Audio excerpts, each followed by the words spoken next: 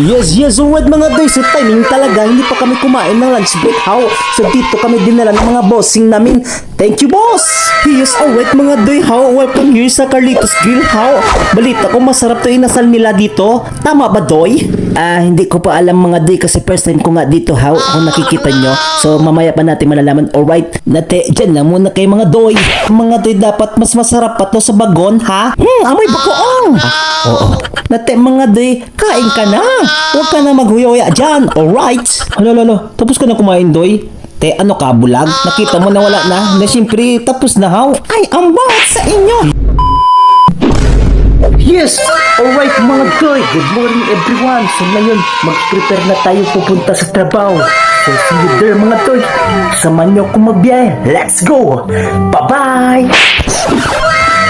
Yes! Alright mga doy, so pa hinahintay nyo. Pupunta na tayo sa trabaho. Let's go! Samahan niyo ako sa